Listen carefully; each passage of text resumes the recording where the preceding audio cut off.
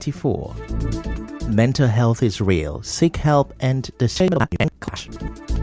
Kano State Governor Zulum says only Lagos River State to benefit from tax reform bill. On the foreign scene, Georgian opposition leader arrested after fourth night of protest. I'm Ifechuku Moyele with the news. Now, policemen have chased away street traders at the former Ogoniba slaughter market. Pictures online this morning showed several police vans around the area ensuring that street traders are removed. Recall that in October, the chairman of Obiakpo local government area, Chijoke Humo, ordered that the market be reopened 3 years after former Governor Nyesom Wike, despite criticisms, demolished the Ogoniba slaughter market over security concerns and promised to develop the site to suit the state's urban renewal policy. Currently, a big supermarket stands at the site of the demolished slaughter market. The River State Police Command have not spoken on this. Away from that, the terminal manager of Port Harcourt Refinery, Nwolo Joel, has attributed the slow pace of loading petroleum product at the facility to tanker drivers. Mr. Joel said this while leading journalists on a tour of the facility alongside other staff of the refinery. He said the petroleum product marketing company, which is the arm of the refinery, is working and the loading of trucks has not stopped since last Tuesday. The terminal manager said the facility has the capacity to load 100 trucks in an hour, but currently only 11 out of the 18 loading points are functional.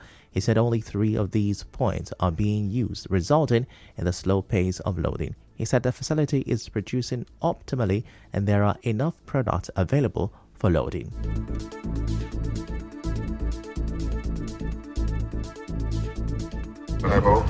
We have our loading arms operational and we have been begging them to come in since yesterday because today is weekend. That's why they are not eager to turn up. If we give us 100 trucks today, we will evacuate it in less than maximum 5 hours. On the spot, Executive Director Operations, Nigerian Pipeline and Storage Company Limited, Moyi Maidunama, acknowledged a temporary hitch in operations but explained that the reduction was necessary to address technical issues and enhance capacity. We are evacuating the refined product from the refinery, and this is obviously going to be a continuous process. The operations were not totally halted. It was obviously reduced due to some improvements that we needed to make, and we've been able to do very much, though there's a lot more that we can do, in terms of getting more of the more loading arms operational. But we're managing due to the number of trucks that we have available today, so we're only using a few loading arms to evacuate. The managing director of the Port Harcourt Refining Company Limited, PHRC, Ibrahim Onoja, said the plant underwent extensive upgrades to improve efficiency and reliability. Mr. Onoja said a massive revamp was carried out, replacing most of the equipment, including pumps, instrumentation, and cables. Correspondent Martha Okere observed that only tankers with NNPC labels were loading and seen within the premises of the refinery. Although there was not much activity, 3 trucks were seen loading product out of the loading bay. Out of the 18 loading points for petrol, kerosene, and diesel in the facility, only 3 were in use.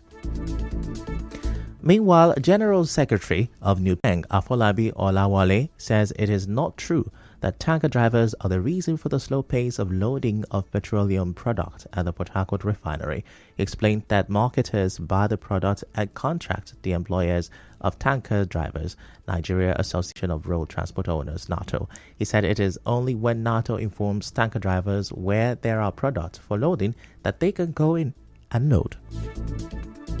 In the meantime, President Bola Tinubu says Nigerians lived fake lives before the petrol subsidy removal in 2023.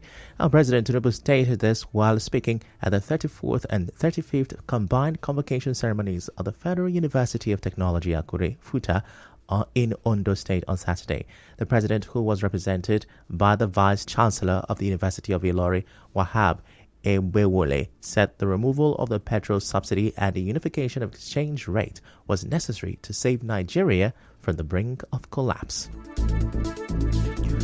Now, moving on. As the political crisis in Rivers State lingers, former President of Nigeria Goodluck Jonathan has encouraged Governor Siminalayi Fubara, telling him that the political war staged against him will eventually make him emerge as a general in politics. And the former president said this at an event in Iche local government area of the state on Sunday. He advised Governor Fubara not to be bothered, but to remain dedicated to his duties. The first time we are holding a top political office, we pass through a lot. And just know that nobody becomes a general without fighting wars. So whatever challenges we are meeting now is baking you to be a general in politics. And with a total commitment and the support I've seen from the people of Rivers State, God will surely see you through. Don't be perturbed. Continue to do your work as you have been doing. The wishes of the people, the prayers of the people are with you. And God will see you through, and God will see Rivers State through. Former President Goodluck Jonathan further warned that if the political crisis in Rivers State is not resolved, it may affect the country's economy. We want a peaceful River State because River State is the center of the Niger Delta, and I always make it very clear. If we create serious perturbation in River State, we are creating crisis in the Niger Delta, which is not good for our economy as a nation. We want the governor of River State to be allowed to remain calm and do his work. After he finishes serving, another person will take over. But political offices, you have tenured, so you don't need to kill yourself over any political office. Allow those who are there to do their work, and after that, anything can happen. Now, in his remarks, Governor Fubara assured the people that he will continue to carry out projects that will put smiles on their faces. We will continue to do our best to better the life of our people. You are aware we just recently awarded a road, Afra. We are not just going to award it, we will make sure we see to the conclusion and completion of that road. I can assure you in the next we will be coming here to come. That is one among other things that we will do. But for today, I want to assure you your support is well noted, appreciated. In return, we will continue to do our best to lift up your faces before those people who believe that you made mistake in supporting us. We will not allow you to face any shame. The Rivers State governor, however, announced the donation of the sum of 100 million naira for the upgrade of the palace of the monarch of Oyinshi-Agworo III of Olakwa Omosalem clan in Iche local government area, Kenwala. Our correspondent reports that the former president, Goodluck Jonathan, and Governor Fubara were conferred with chieftaincy titles.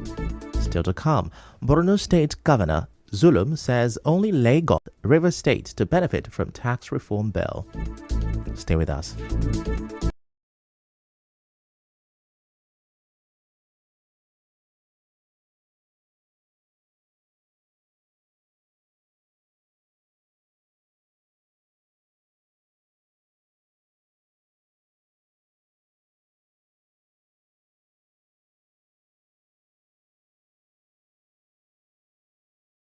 Come back and now the rest of the news.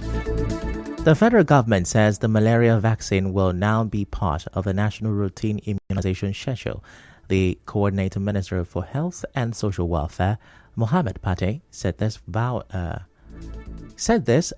that the government will eliminate malaria following a loss of $1.1 billion annually to the health crisis. According to him, in 2022, over 180,000 Nigerian children under the age of 5 lost their lives to malaria. In business, Borno State Governor Babagana Zulum has alleged that only Lagos and Rivers State stand a chance of benefiting from President Bola Tinubu's tax reform bills. Governor Zulum, who made this known on Channels Television, said the position was based on research and calculations by northern governors. He also explained why the northern governors advised President Tinubu to hold on before pushing the controversial bills. Governor Zulum explained that if the bill scales through the National Assembly, states would be shortchanged, as only Lagos State would be the main beneficiary of the policy.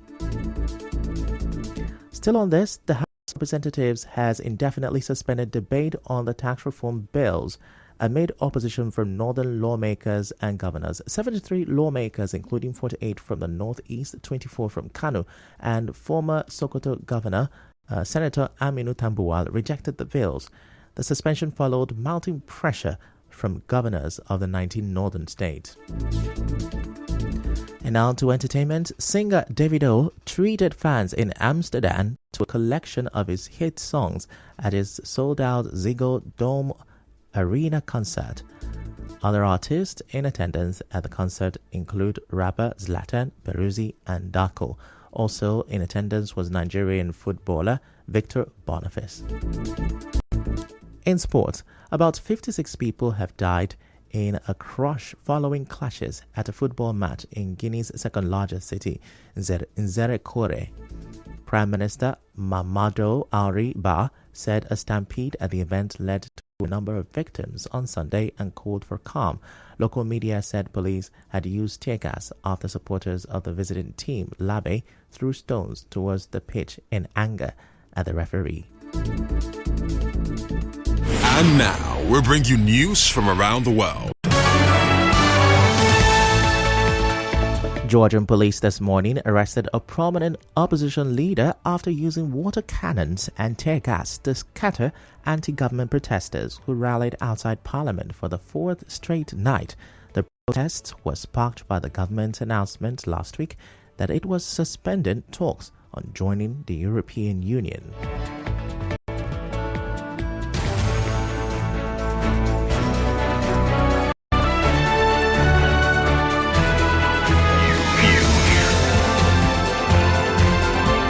This is the news on 92.3 Nigeria Info.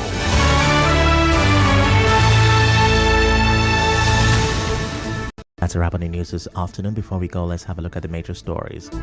Police have chased away street traders from the former Oginiwa slaughter market.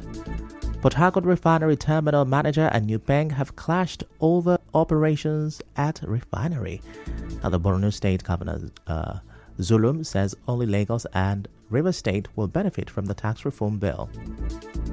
And on the foreign scene, you heard Georgian opposition leader have been arrested as protests enters its fourth day. The news was edited by Martha Okire. To reach the news team, send an SMS or WhatsApp to 0808-721-7215. I'm Ifechukwu Moyeli. Many thanks for listening.